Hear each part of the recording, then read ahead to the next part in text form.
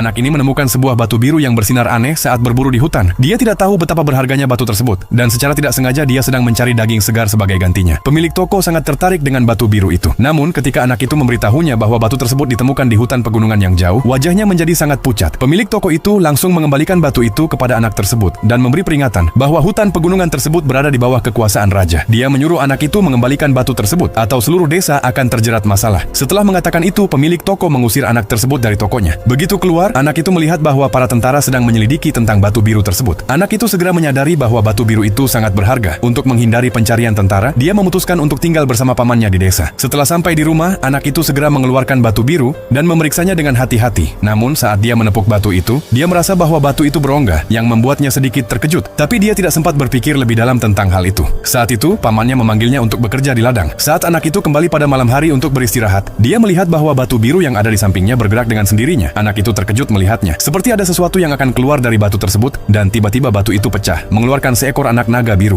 Anak itu sangat senang melihat naga tersebut. Batu yang dia kira batu biasa ternyata adalah telur naga. Dia mulai meraih naga kecil itu dengan tangan, ingin menyentuhnya. Namun saat dia menyentuh naga itu, tiba-tiba sebuah cahaya terang menyinari, dan anak itu pingsan. Ketika dia sadar, dia melihat bahwa naga kecil itu terbaring di sampingnya, dan sebuah tanda muncul di tangan anak tersebut. Saat itu, pamannya memanggil anak tersebut. Mendengar suara itu, naga biru kecil itu panik dan bersembunyi di rerumputan. Setelah itu, anak itu membawa susu di ember untuk naga tersebut, namun naga itu mencium kantong susu dan merobeknya. Naga itu tidak suka susu sama sekali. Kemudian, naga kecil itu melompat ke belakang tong, dan saat anak itu melihat lebih dekat, naga itu sedang memakan seekor tikus. Anak itu segera menyadari bahwa naga ini adalah pemakan daging. Anak itu mulai tersenyum dalam hati karena gudang itu penuh dengan tikus yang bisa memberi makan naga tersebut. Anak itu berpikir untuk membawa naga tersebut keluar. Namun saat malam tiba dan anak itu sedang makan di sebuah kedai, dia melihat beberapa tentara yang sedang memeriksa setiap orang. Saat memeriksa, seorang tentara melihat anak itu dan merasa sudah pernah melihatnya sebelumnya. Saat memeriksa, seorang tentara melihat anak itu dan merasa sudah pernah melihatnya sebelumnya. Keesokan harinya, anak itu membawa naga keluar dan mulai mengajarinya untuk terbang. Karena hanya dengan terbang naga itu bisa menghindari kekuatan jahat. Dengan bantuan anak tersebut, naga muda itu segera mulai terbang. Naga itu terbang dengan sayapnya mengepak jauh dari anak tersebut. Melihat ini, anak itu merasa kecewa. Namun tiba-tiba telapak tangannya terasa sakit yang sangat tajam. Tanda di tangannya mulai bersinar. Pada saat yang sama, naga biru itu berubah menjadi sangat besar setelah terbang setinggi 20.000 meter.